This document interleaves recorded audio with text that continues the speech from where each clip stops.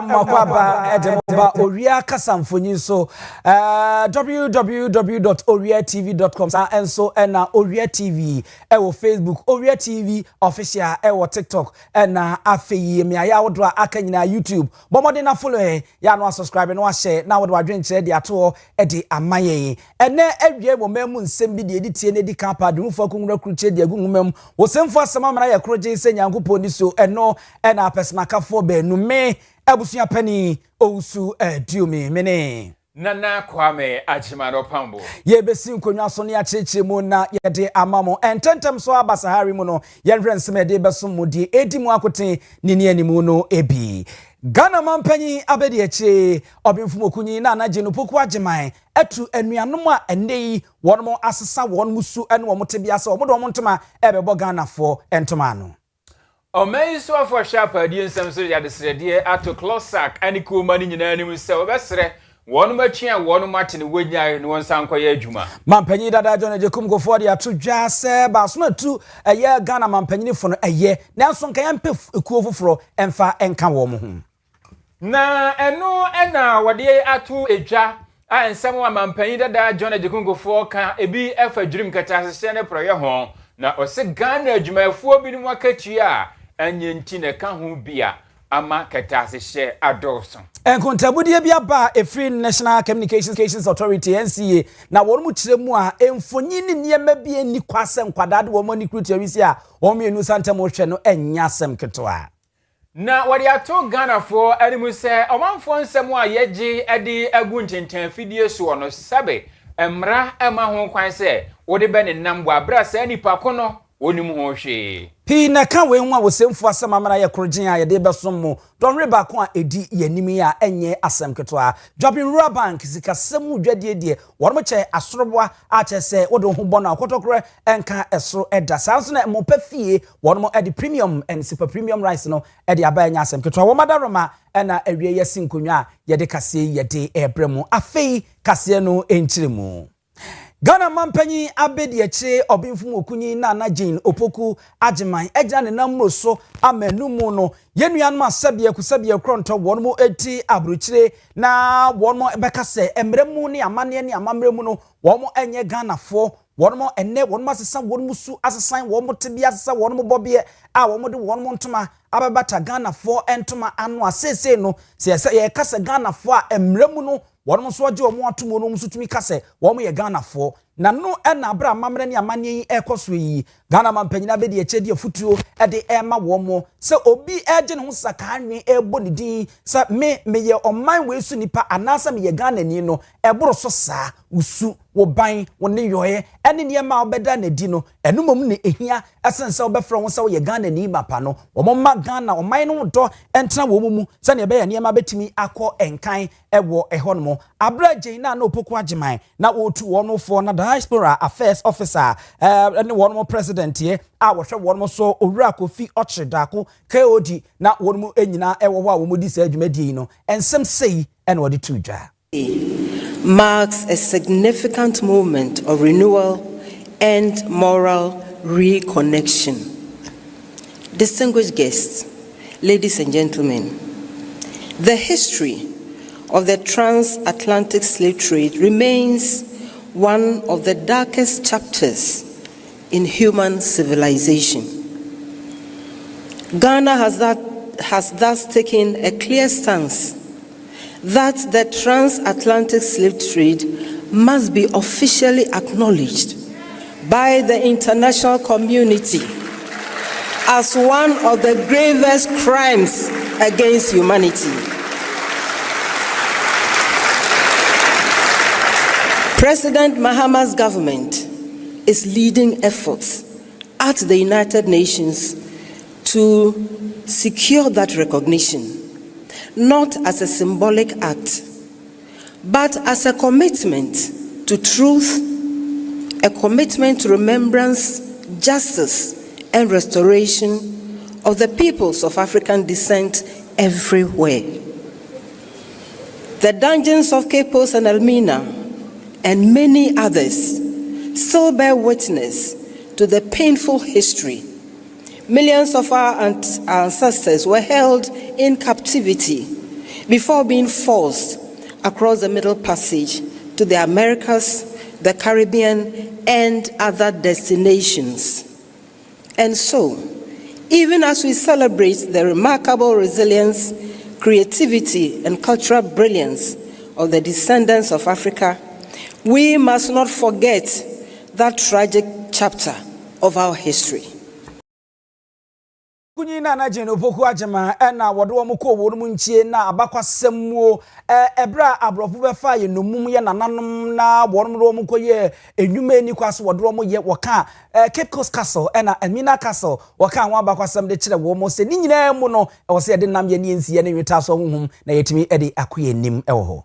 Omei swafa wo share apadie na fe adwumayo ensem eso eye Dr. Abdul Rashid Hassan Pepo na ono ene dia de srede at Civil and Local Government Staff Association of Ghana close akekuo no ma aniwu so obesrese we die wonom akase wode wakade agufom esanse sika bia wose aban etua edema wonom a eno efa wonom akatua ho aban hwe anya ho adwuma anu ntinya de se wonom beko adwuma ne anase wokyena ho do wosrese we die wonom antwe se gina na wonom asie no ensanse be ya obesa akosom Ghana fo sompa na opanyi ekirese sa wo hwe anamo aklosa kuma no etu efri enradwe eba na ya de se nyansunsanso ewo ne tituru aban enyumaku ahodo so ye papaapa anu ntina wo sese we die wonom nkono wansan koye adwuma na klosa na watwe atwa mu eno mode amanebo ebetu dwa sesane se omo condition of service a wo hwe anu kwanse nka aban ne behwe na watumi ade ye adwuma free pinu ne aduonu mu eba na nso no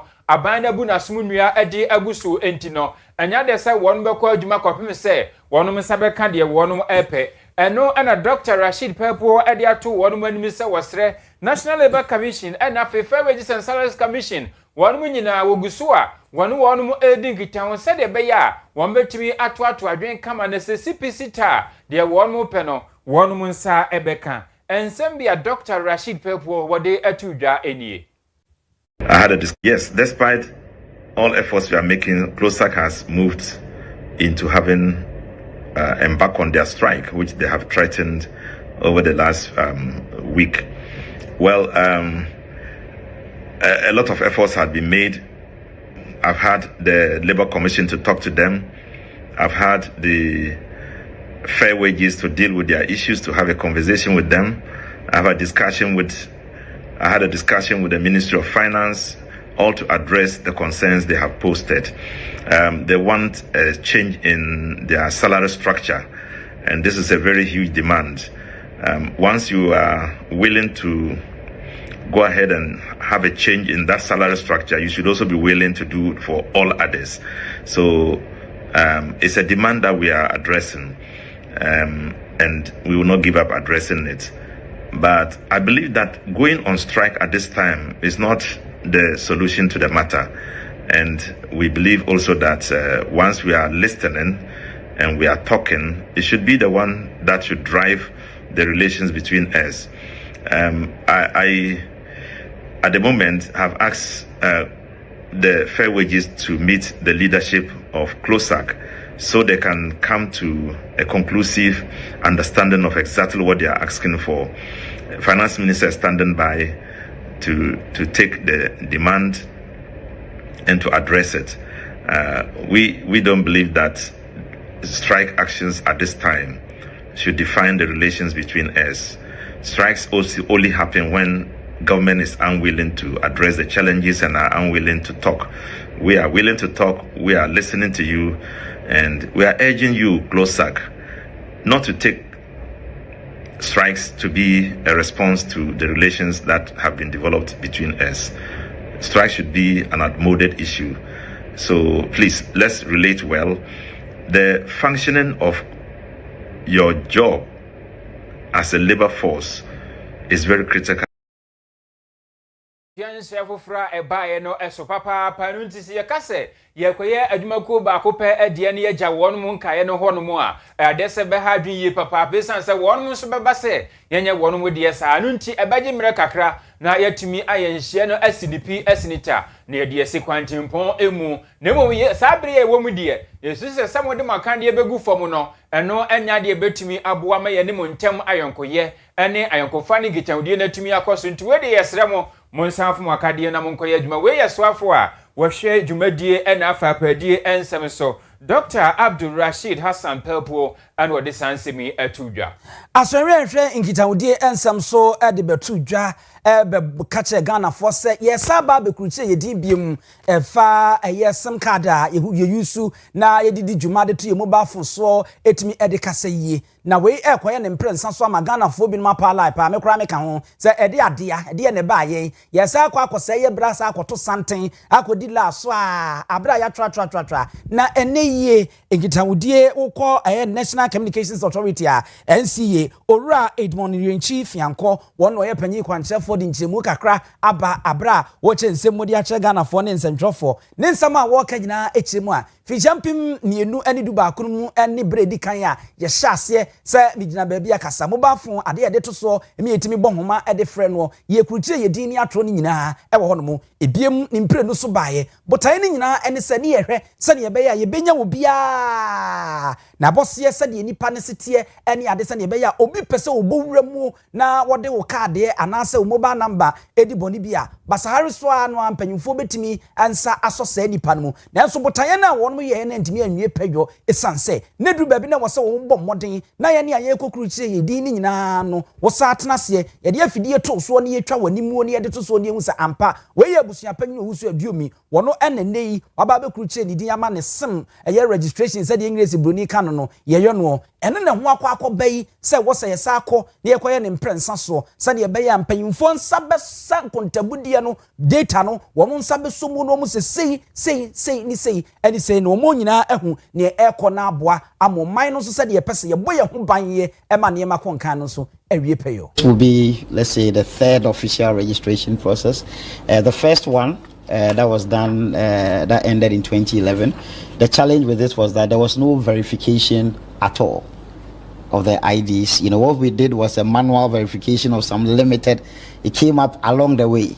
And then the second registration was to cure that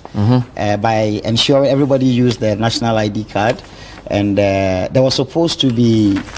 validation, but verification of the IDs. Now, we did one part of it, as in to verify that the ID PIN and the name and the date of birth aligned. But we also found, but the second part didn't happen. It wasn't whether it was the NCA, by the time the policymaker and the NIA couldn't get alignment, okay, to do the second phase, which was also the validation of the biometric. So we've had cases where, and I could show you later in some of our slides, that you have the key things that we check in phase one align, but the photo is different. Okay, so the same name, but a different person. So we've seen fake IDs being used to register. And what we want to do now is to cure all the, I mean, this outstanding one, to have a single source of truth, so that we also verify not only that the ID details are correct, but that the person who has brought the ID for registration is indeed the person. So Panyimpa oda anu ridinchi ena yete ne nka efa semre registration a ebeba so no. Kane Ghana mampanyi John Ejekunfo no wode atu edwa se o man Ghana dream kata se hye ne proya ne ko ayedin e wo man ni mu nyina ne titru bi efa aban adwumefo won wakatua nsem a anyenti ene ma ekoba ne sa wo kyerese sa wo hye dream kata se hye ane proya na se yepese yakopa de ene won ma kam yewom a wo man Ghana mu no awase won mu sa akosipono na oya nhye pa adeto won mu se de be ya akatua won sensem no won betimi adeto ne yie eno akire no kane mampanyi John Ejekunfo san so de ato edwa se kane kwan na nkomanfo fa so adwurim kata se hye ane proye no ensakire abamu yie papa enei abafo kwan aba omanfo fa so a wonum ade ye se adwurim kata se hye ane proyenti obesre se oman no yentutu yanamo emfa nkosa ne ma no se de be ya kwan foforo eba no ne yenso yenya kwan pa yebetumi afa so a yede ba ku dream keta se hye ene proye no ensem bi akane mampanyi John Ejekunfo aditu dwani. The era of science and technology, science keeps on research and refining things. The people who tend to be so bright. So not all of them would use their brilliance for fair and good purposes. Sophistication is really deepening, if you like, corrupt practices. People would steal, murder, and then try to get away with their smartness. But that wouldn't be tolerance. But the tolerance is, to me, I would use the word resignation, where people try and they can't get a way around the unacceptable situations, they tend to resign. I wouldn't call such resignation tolerance. So the challenge is for society to keep on with the probing and searching for ways and means to catch out the oversmart, operator. And so corruption, yes. But I would also say that, given our situation, I've thought of corruption, and I identified two major sources of it. One is the poor remuneration system that our society somehow seems to fight shy in tackling. The pay system is really not good. Go to, say, a ministry.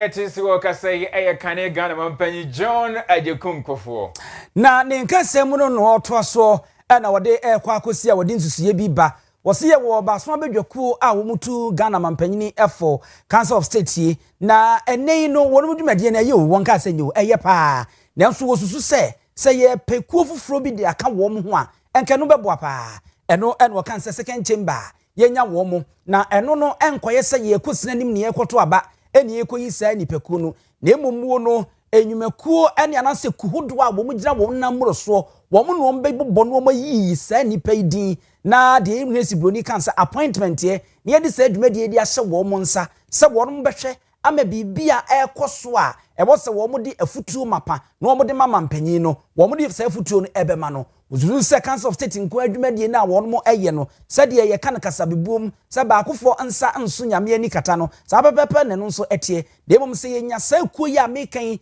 ne de wo mo beka wo no ho a ebeboa mo adwumakuo akonkan pa ose ne Council of State bo se wo mo ne mampanyi se wo mu tunufo se wo mo ka bibi kire no se wo mo nka no no o man kura enni eho akwanya ye di hu se we de ba ye no abedwakuo tu mampanyi fo ka sei anase wo no ka sei eno nti wo mu dwumadi a wo mu die no ye hu ni ye papa na mom se nya sa second eye chamber no na wo mo koka ho a wo mu dwumadi nya so mo ye mrahye bedwafo na mom wo mu dwumadi ne ebeye dwumadi begina brania wo mo de wo mba mie hu ne ekoso ene afutu asefata na wo mo de amagana mampanyi no usa ye no ka ho a ebeboa amoma ne nchechire nso atimi akonkan. Somehow the perception is that it is more or less mandated to advise just the executive, the president, and they meet the president in camera. So suppose the president is doing something that perhaps would need to be exposed properly, and even where the national council would advise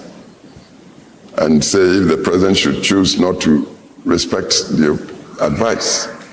how does the public get to know?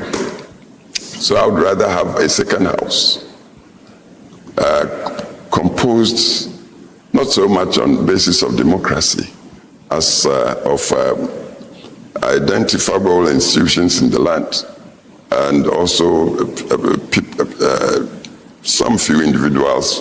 who have served the public in ways that would justify their being included in this second chamber, to be there to temper the excesses of democracy, because I have been twice member of parliament, 69, 79, so I know how it works, and I've been president, and the slogan there tends to be, whereas the minority may have, it's a the majority would have its way. And that tends to work adversely against what should be. Ghana mampanyi dada John Ejekum Kufuor nsusuye a ofise eno ebe mu ebetimi aboa ama efutuo mapa akọ ede ama Ghana mpanyimfo nditu mampanyini na aboa ma manchechire nso etimi agina yi. Executive Director with Data Protection Commission ano Dr. Arnold Kavapo wonono ene dia futuo akọ ama Ghana for sanso de kokobo atachire se ekobase obi nsem aja kruchire adebu nkrata so ana sentence fidie so e kan se data no se wonipa kro no se wode kotre wa bra enipa na anka se fa ne ho enye ne dia etiamra esan se wode nipa ne ho nsem ekodi dwuma bi a enu betumi adu baabi ama obi dia bibi ade etia se nipa kro no nti obesre se Ghana fo yenhwe na sa amra ane nhie da ho no yeni su pepepe wo se bambo nsensem wontinten fidie so no eso ewo mfaso pa na hunsu hia se ye betimi abon ba ne wo se emra bi a ye friends Data Protection Act 2012 no eye Act 843 ene kan ho asem se eni won kwan se obi ho nsem no wo de ko ne nam wa bra nipa kro no wonim ho hwe anu ntu yesa emra ene wo ebedi Dr. Arnold ne nsem wo de tu dwa bi enie. With the rise of digital channels such as social media and also even some of the digital, our digital footprint we leave behind, it's become even more important for us to protect our personal data. We have to be cautious about what we put out there. We have to be cautious about who we put out, because basically anything you put out today, once it goes out, it becomes very difficult for you to be able to get it out. And so it's really important for us to be guided. But we're also calling especially for data controllers, because it's a two-way street. There is the data subject who sometimes don't know what their rights are and what their responsibilities are, may not have adequate information. But it's also a responsibility of those that collect this information to make sure that, one, the Data Protection Act requires that they register with the Data Protection Commission to be able to process personal data, to be able to collect and process personal information. And secondly, when they want to change the processing, that they also come and then get a data protection impact assessment done in terms of the new processing. So it's a two-way street. One is a data subject needs to understand that, especially with the rights of digital channels and digital tools, anything you put out runs the risk of, one, being kept there for a very long time, and secondly, it being used in different ways. But it's also important to ensure that we have what we call purpose limitation as a data controller. That Nipa yetisi wakasei Dr. Arnold Kavapo wono any executive director Water Data Protection Commission ano nuachi no ana titreni ya uko emra sibe fi ankita udie na afi amanebo won mabedwe ku ewo honom no water ano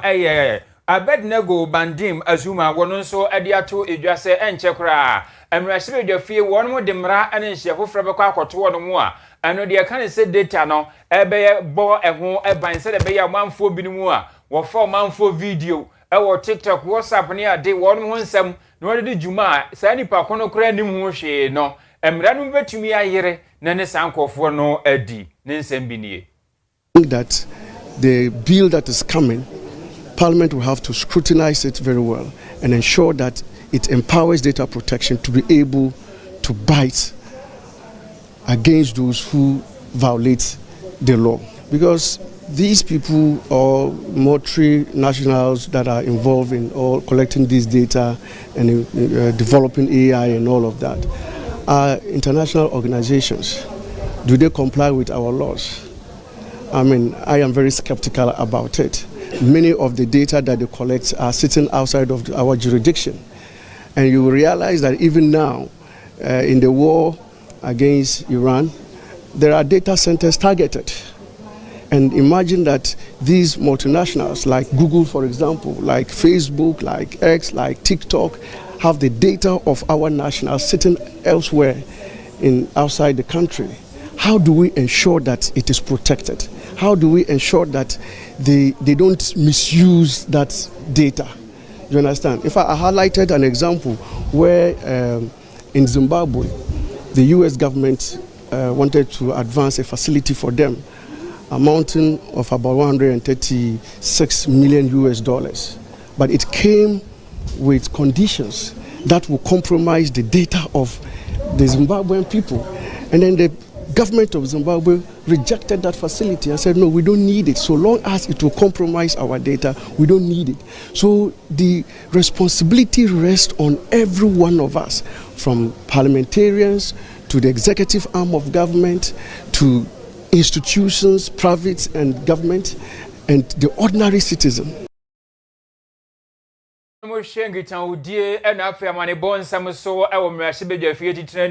Abednego Bandim Azuma and Yatinini. Yemfa yeni enchemu ewona na eduse atwewo ampem a wotoso mienu mi amedo batepa maini ni krom ni enkotepa senior high school na meno Kaseɛ Ivory aye foundation na afi scripture union wo maka bom ama won ma didwuma so bi ewotepa entoaso suku yimu na enumomuo no na opanyimpa wono na oda Ivory foundation aye friends Owia Kaseɛ Jonathan Asifi wode afutu eko ede ama asuafo wose enne migina baabi akasa mobile phone no kwasem nie abeboa dasapa nanso ebinum enam kwan bi so kwabua kwa bi a wonmo edi dwumadi a ensem fata ntitiru asuafo enu nto de afutu akode ama asuafo se wo munya migina baabi akasa no a wo munya no omoto ma data ne bi no omudi guso no omudi kwose wonmo dormitory ene wonmo classroom wo agyehyehye wonmo ntomamu a ene ma ensem fata ene wonmo de saa wonmo phone yi wonmo de hwe ene okonna wosuani pa bie ne phone yi no de hweponno hwehwe pornographic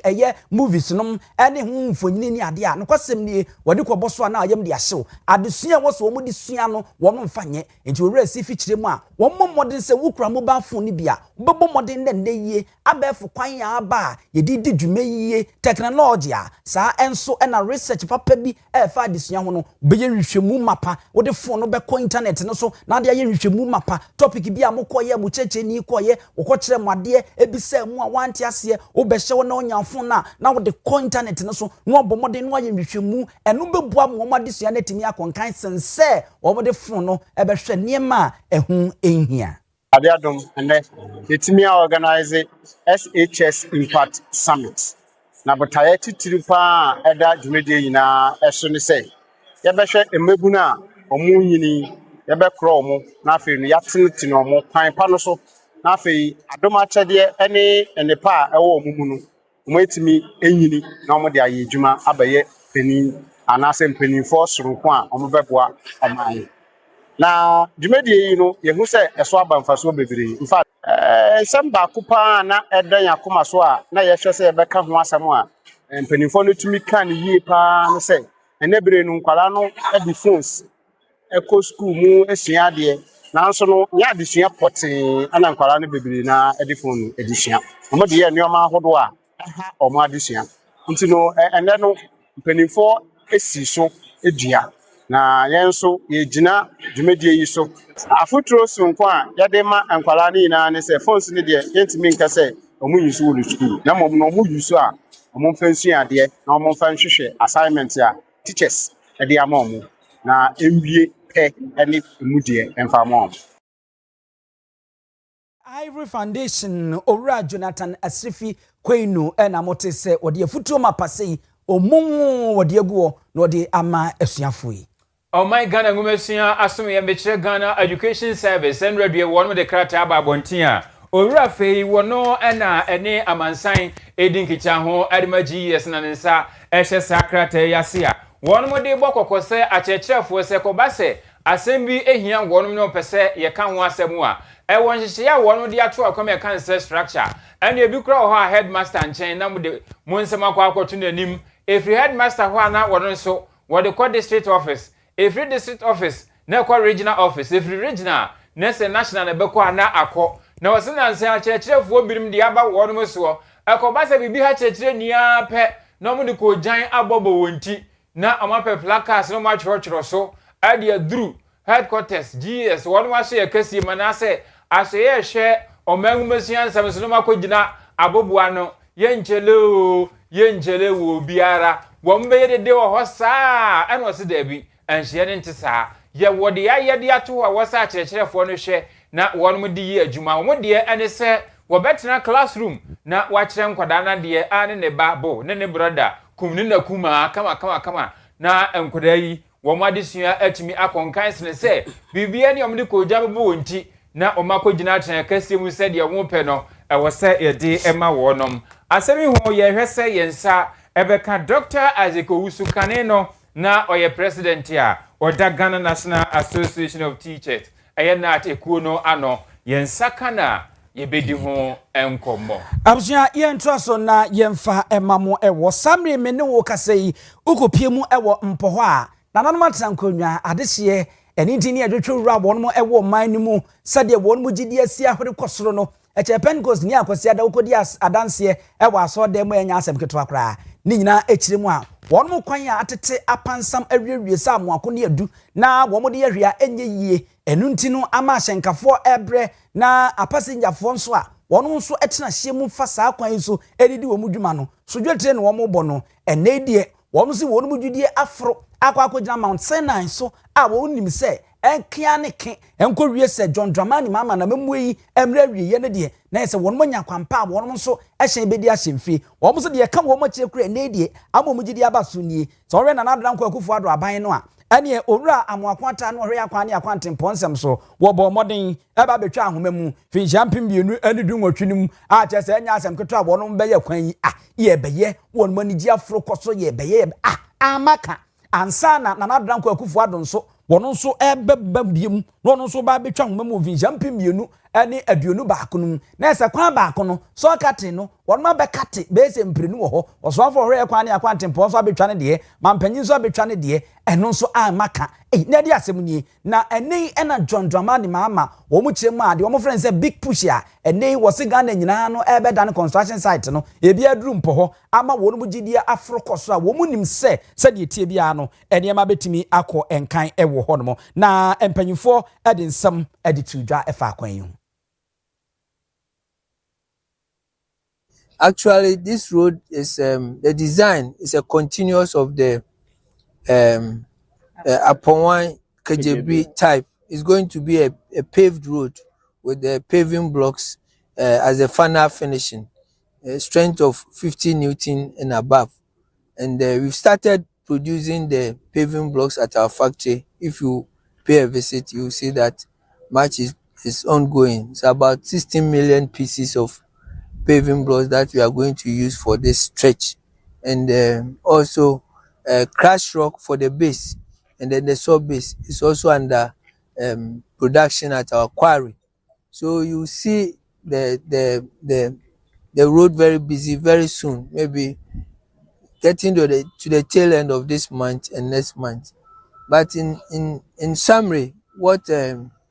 we are saying is you have our assurance that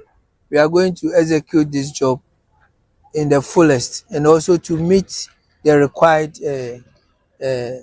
specification as far as quality control is also concerned. So rest assured, the construction period is 24 months, and we are very confident that by God's grace, we are going to be able to finish on scheduled time.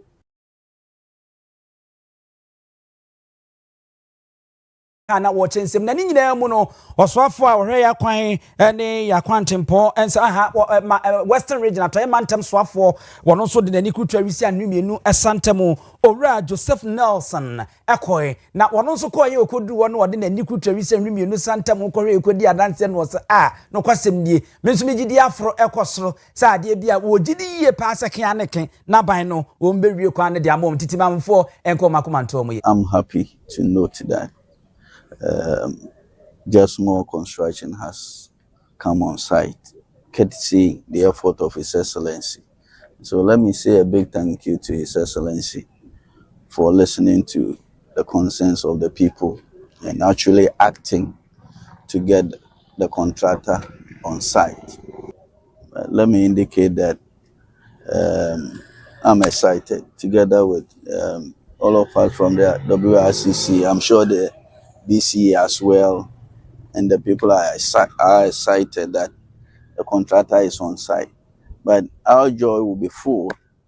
when the job is done. And so we expect that you will do a good job as always.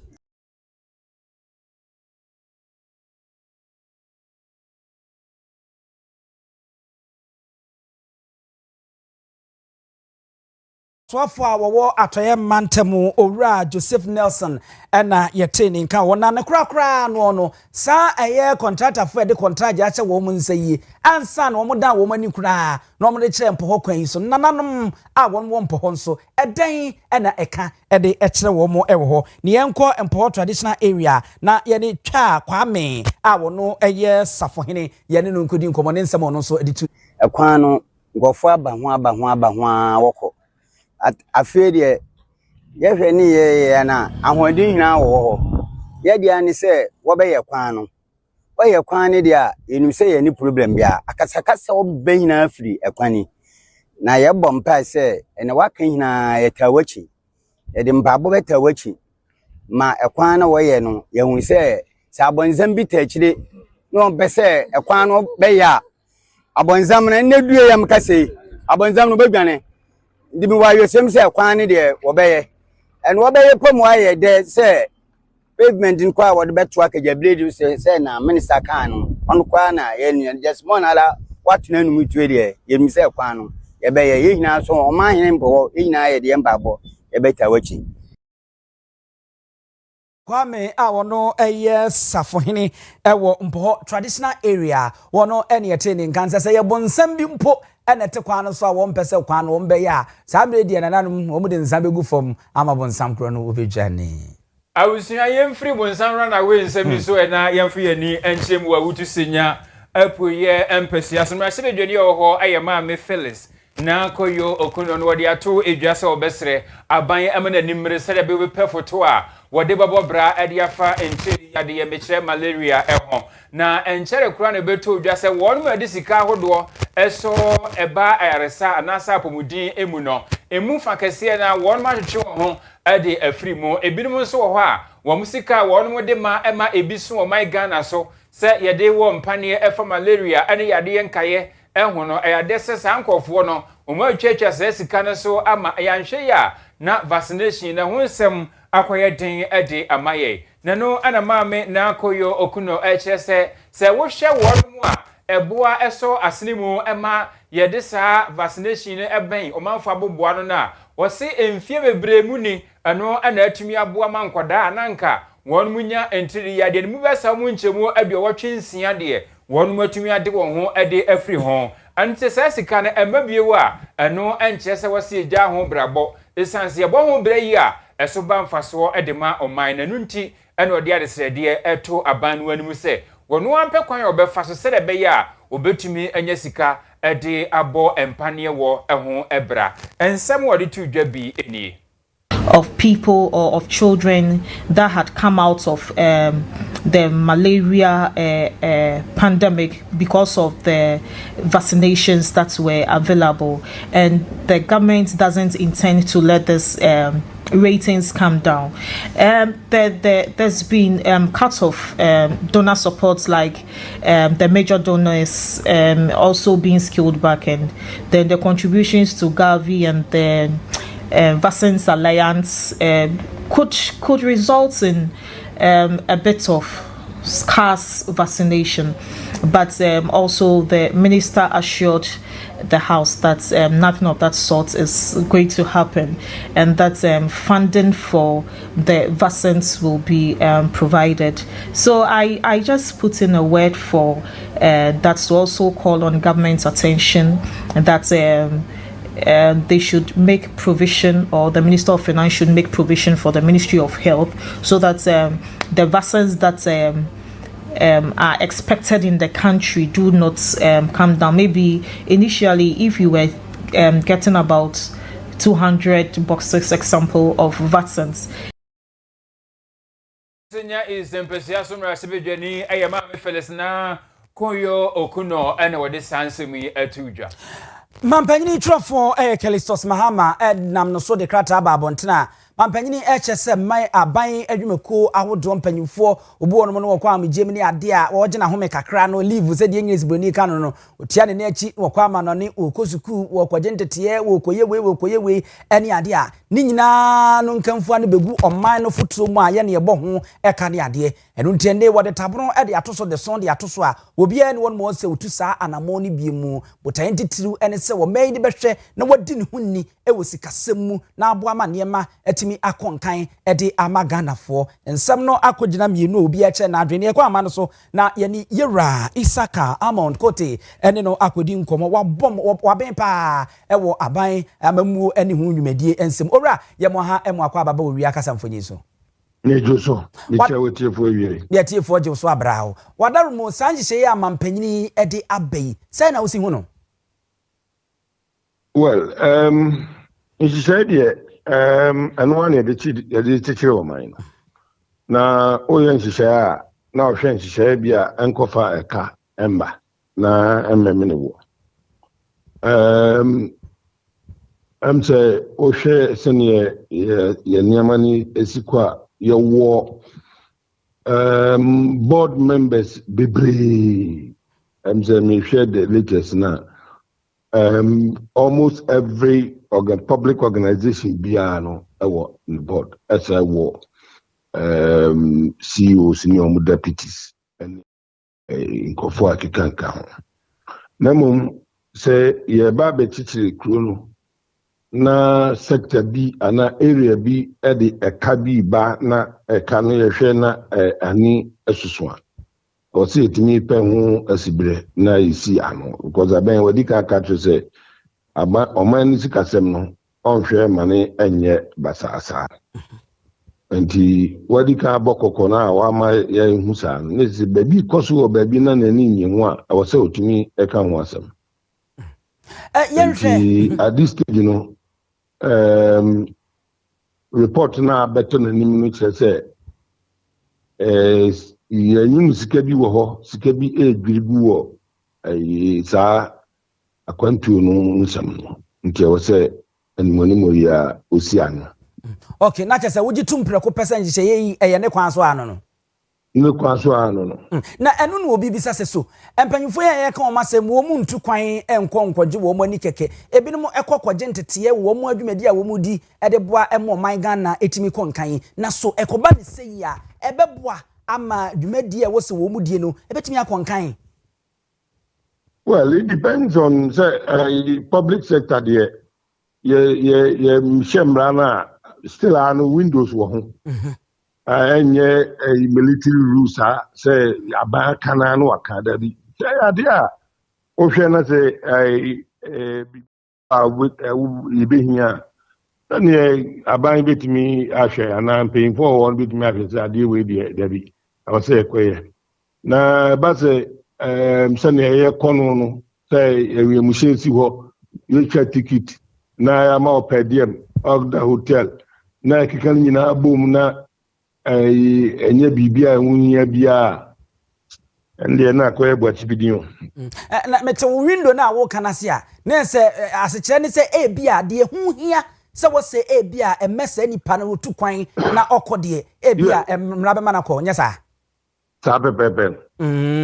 ne bi nso se ane ade na aban ne ye se ubetu kwan a e bia wo ha no ye de to a aban ne fo ha nyi chemuru be se adunum na wonso afa ho kan so adunum na wo awatu kwan na wokọ eno nso hu ni say. Well, I need possibilities, but the issue is taking say aban no ana president in any team no omna aban no show musa ana omo dada na fruma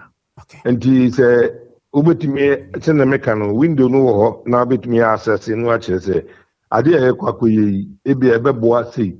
sei no na nei internet ni eniama bibiba aba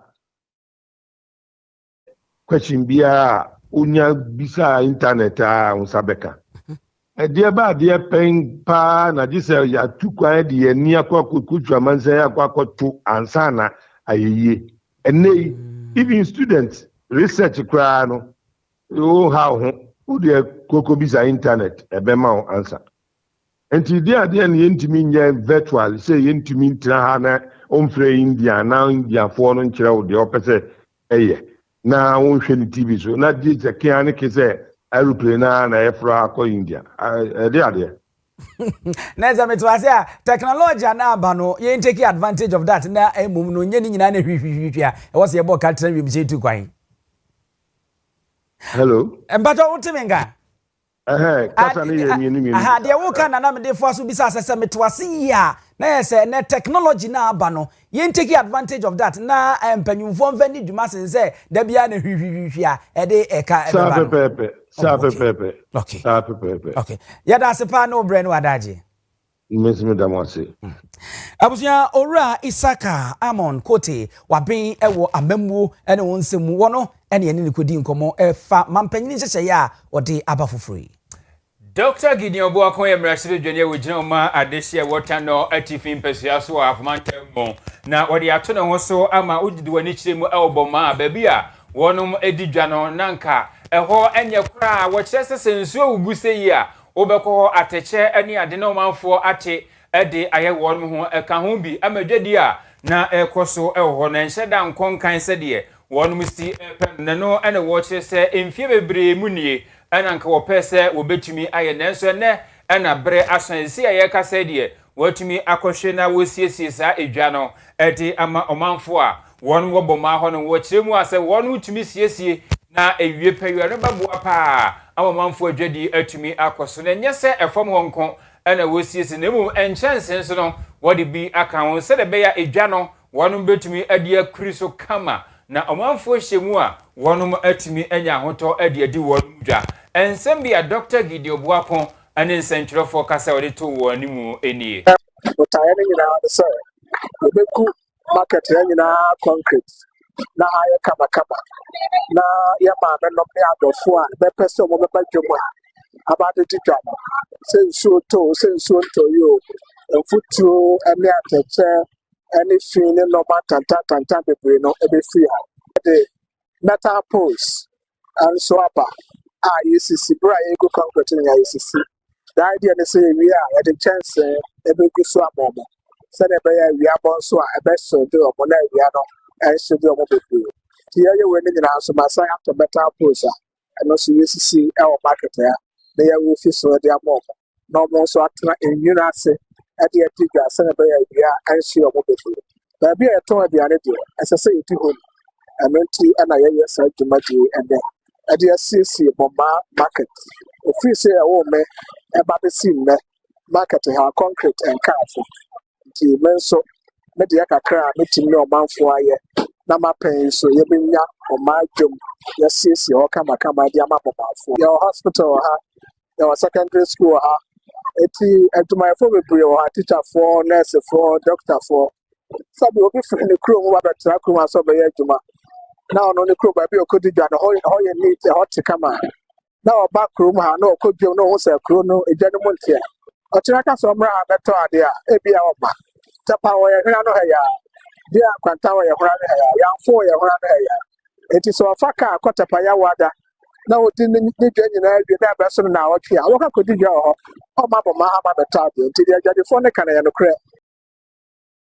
Abusiani pa yetini ni tano atifin pesia sumra shibijani Dr. Gideon Boakon kase yachi ana adadifo bia wonum so woboma adeton centrofo ni se no kwasemu ni onabo adwuma wo beye no ebeboa wo yie papa pesan se ene ya wonum tidware mu no se ekoba senso gugu a edware mu nya kra adadifo eye de ye ho se wotima be sa de pepe wo ya maye nsuo to adwom ha achache nko a wonya bi kra mfa wo nansi tache popo kwa so woro kisa do pabo ti mo bete eno mo musiesie ne ma wo fom ne de umfa bi ne nyina ada ne achache nko a na wo hwebo ma dwa de ntia nipa ma ne nyina ene se oba dwa na sensuo to a eche se obehwe de we a o sikwa enye enti sa de uda na obi amba ena wo ba hasia na se manfo adwumafo ahodo nyina wa ha a wo beto ade but wo ba ha no na sensuo to a me se wuntimi msan ko fie e se de ye nya o Dr. Gideon Boakon ye da wa se ye dwai edwe mu se basa nsuo topra wunya ba bi mfa enkanka ye de to aduane mpodi ene nsuo twa ye hu de ye nya ye aduane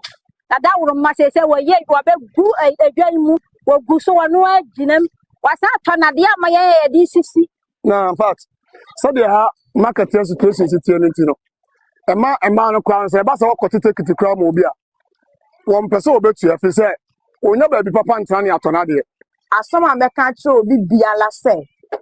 doctor ayɛ adeɛ eti yɛsrɛ wɔ mu obiara mmla dwoni medidwa ɛmɛdwa no nkɔso ne ehu sɛ bɔmaa enie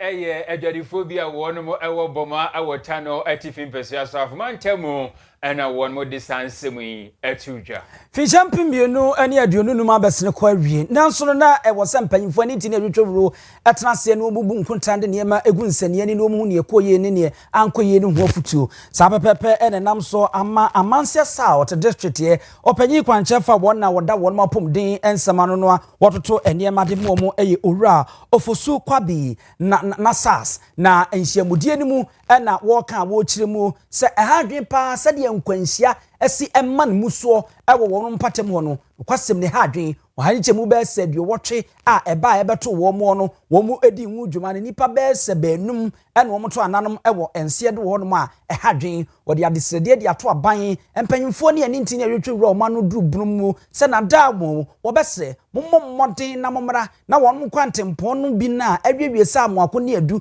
emu poto osuo ese ejanan amena ye dwa ye nan ne ye frashi di kogumu ene ade no mometwetwea na monsiesie mfam wo mo na eno mo betimi aboa ama nkwanhyia no eswate na de ya ahometie nie mrantie mabawa motofoa wo mpatem ho no mu ene ye no kwasem nie de English boni kan sem ye teenage pregnancy ye kan sem prewanyinse no ahanso aduonu enwotwe ena wonmo ensa esomu ho no mu ene akwada nya no onyim afafuro dosona fudoso said eye enobo adasen na wode ba ene ade a na no omkaka wo mani hanso ene aduonu enwotwe wode afutu akọ ede ama awofo se wo mesre wo momomani na wona enkyerɛkyerɛ papa wo so wo de kɔ no wo mani nkom sanso na nwumasua mafutuo ene mpatem mafutuo no ye nyina yamfi ahunyim na nya saade a ene ebe kakra no be ye din se ebenya akwada wo kuro yim or how do we say accidents a cost for power this district through motor accidents na 2024 they see agree sun kwano na emu ohamutimu edusia a 60% motor accident. Last year, ya 80%. Ko ye wo motor ne wo galamse ne wo car but motor no ne kwani mo pa. Last 2 years sa omo a motor de mu 5 ewi last year mu 8 take say economy. So emprewanyin saying teenage pregnancy and so e last 2 years in 2019, last year it cost 728. Inti no sa nema we say no e ya de bia e hadwene. Ti tebia ne sre ti mamfo ne say titu pa sam pronyin say no awofo no eni be ko o ema no ho. Eye opanyi kwanchefo awoko amanse south district a won na hwe wo mapom dinsam so fosu kwabi na sas ene yete ne nka no na dwumadie koso ewo Church of Pentecost won ma aso dem ewo manso adubia ne no na anesefo a won nso ebo modern bo doctor for ma adwuma ekoba sahare so di tudwa wo mutem se durumre bi na eye hwenhwen entam so a se bia bade enko fa di pabra no kwasem ni ekwan ne de enye o timpanyfo mra wo momoa kwan na yengu so ena yewo cleaners a mo pepa enu nti kranti no ye mo pepa no every 2 hours bia nanso so senia mfutu no ano se edin ni nti no obeba no beka se ye mpepa be se 2 weeks anase 1 month mpu na enye agwo esumo kwa se ukọ other facilities a stonto krom Keniago asaman adubia enam se ekwan no enye ni nti no uvura facility ho amfuto ne too much ba ye ha no de ekwan no enye nti de bia ya na yehia ya na yesu efre ya aban so ombesu emu no mwaye na onye ya kwan no enye de emaye sanse yenso so ye Ghana fo moto na bai wo hwe me na ase kra me digina he ya e kire okwan ye nam so ye de ye ba na mienu ne kre e de kwan wo refer obi a mfuturo nso to abuei nso so anto na pesi kra de na asema ba na ko kwa na de ye se bia yenkonya out ya na se road traffic accident bia e ka be ye abewo sempa nti kwan de ye sre aban no se sre no o me kwan ne maye ye ha wo pa ye kwan e kwan nti amma se nurses kwa post omo a on person beba omunya hu hwa na so mo ko e na afa nso so about time for square wo mu no ye fa moto ansa na san ba bedru e kwan na main road ansa na etime anya bi e na speed enso so wo mbebre kwan na nya ni so onso pese okọ na oba ntem ye furu kuma se so oba nso so a the way aka na city no nya ka papa etime se okwan mu na fe ye ye nyina egu ho na yakora ka no ansa na wasan atoa so enti niema so ye san park because of car ho ye den ne kwan ne nya ni nti na ss omo car ne nti no omo loadi ni pan na niema so bebre e ma ye bre ye nya comfort bia wo car wo be fa se wo de ba no enti ye nya referral kra so a se be obenya car e de na call referral point ni so edi enti e be sre aban no no akoye mo enti necessary o madadafo na yatena mu saa ye nya hokko bia anka ye ho enti ye be sre se ye kwan de on be ba be hwe ama ye se manso ne mpatamu godu bia so ne garamse bi omu dwi no ho so kwanfo pa de ba santem antem hanu a wo mu tibi ho wo mu ne yete wo mu nka no na wo mu so wo ka asene nya wo na ye kura kwan ye papa kura ka ye nam si bi wo afra abusia sa ankureu etwa wa asa wote ankurem bedum za metraza bibire atete abusia ma ye ntwa so na ye nkowie kaseboyi ewo sunyane atoye empesia so mra se bedwani wo honom eye ononyamfo Millicent yeboa amankwa na wode atudwa se nani agepa se ene wodi wani kirem ewo awu adomase a eno ewo bono mantamu a ene naja ana yede no asi ade so se wono eye wo hene ewo honom awu adomase akonya adampan akere yie papa na no ane wo kire se empanyimfo atimi asi nkonwa na wono aye nhye a wo kirem se Mami Millicent yeboa amankwa mra se bedwani a ogina ma adehia ewo sunyane atoye empesianso ne papa ene enkonwadin ade ama no okogi aman kwabena kire wono ana antena dwaso no wo kire mu a ne papa ebanyi wono nko wo beka na ho semra se bedwani amomotumi abuman no ama empotem wo mpuntu nso atumi aba ofasa akonya no so ekode ma santimewura otumfo oseditu a wotoso mienu se utumi kaka na nini wanhwe mu ahu se no kwasem ni akonwa no efata ne papa ene wode no atena adwaso Millicent amankwa yeboa asida be matwedi ampo nyankopon asida etosumienu ye de be mabusiafo ni kroma ne nyina na ya da nyankopon ase amanana okoji aman senne nyankopon adom wamane abanyawe ye nyina ye nim se